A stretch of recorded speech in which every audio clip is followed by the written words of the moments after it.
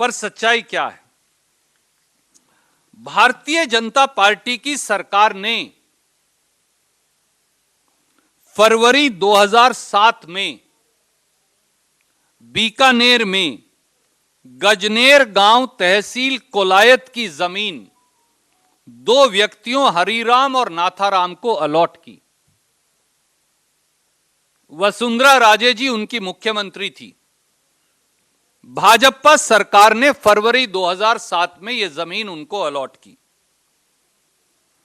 19 नवंबर 2007 को, तब भी भाजपा की सरकार राजस्थान में थी, नाथाराम ने इस जमीन में से 12.6 हेक्टेयर जमीन एक राजेंद्र कुमार को बेच दी और उसी दिन 19 नवंबर 2007 को जब भाजपा की सरकार थी, हरिराम ने लगभग 19 हेक्टेयर जमीन एक किशोर सिंह को बेच दी। भाजपा की उस समय की सरकार ने जमाबंदी, खसरा गिरदावरी, इंतकाल, म्यूटेशन, जमाबंदी, खसरा गिरदावरी तीनों एंटर भी कर दी। इसलिए एक बात साफ है, जमीन भाजपा ने अलॉट की, जमीन की म्यूटेशन, इंतकाल, खसरा गिरदावरी भाजपा की सरकार ने की, जमीन की बिक्री रजिस्टर्ड सेल डीड से भाजपा की सरकार में हुई अगले व्यक्तियों को, और उनके नाम भी इंतकाल, खसरा गिरदावरी, जमाबंदी भाजपा की सरकार ने दी। उसके 3 साल बाद, 28 महीने बाद, 4 जनवरी 2010 को इन दो व्यक्तियों राजेंद्र कुमार और किशोर सिंह ने, जिन्होंने रजिस्टर्ड सेल डीड से जमीन खरीदी थी, ये 31.6 या 32 हेक्टेयर मान लीजिए जमीन स्काईलाइट हॉस्पिटैलिटी को रजिस्टर्ड सेल डीड से बेच दी। कोई अंडर वैल्यूएशन का इल्जाम नहीं, इट्स ए मार्केट ट्रांजैक्शन जो 3 साल बाद उन्होंने खरीदी। 8 अगस्त 2014 को, उसके लगभग 3-3.5 साल बाद, सेटलमेंट कमिश्नर बीकानेर ने यह पाया कि ओरिजिनल जो बीजेपी की सरकार ने अलॉटमेंट की थी नाथाराम और हरिराम को, वो गलत थी, इसलिए उन्होंने उनकी अलॉटमेंट कैंसिल कर दी। नतीजन वो सेल डीड भी बेकार हो गए। और नुकसान किसको हुआ? नुकसान हुआ फाइनल खरीदने वाले को, जिसका नाम है स्काईलाइट हॉस्पिटैलिटी और रॉबर्ट वड्रा जी।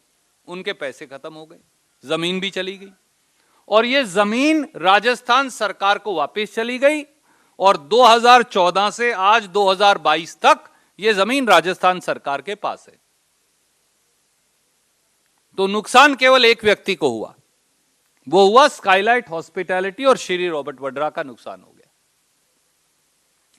इसीलिए, और उन्होंने बाकायदा शिकायत दर्ज करवाई, और उस समय की बीजेपी सरकार ने 26 अगस्त 2014 को 4 एफआईआर दर्ज कर ली।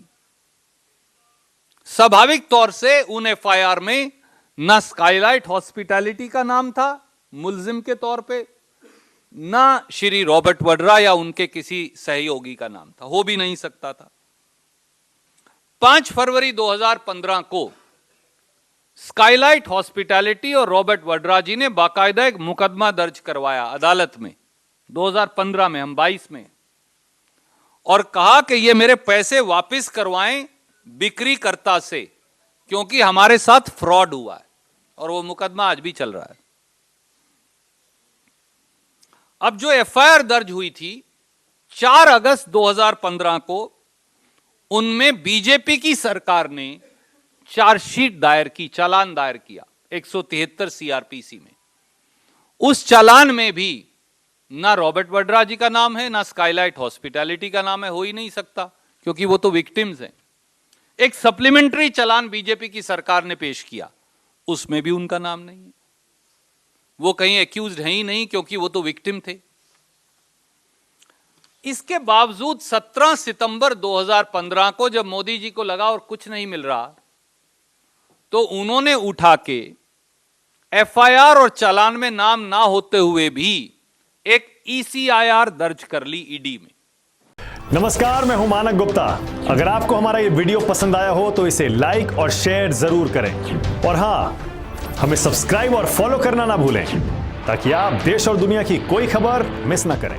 तो जुड़े रहिए हमारे साथ और देखते रहिए न्यूज़ 24।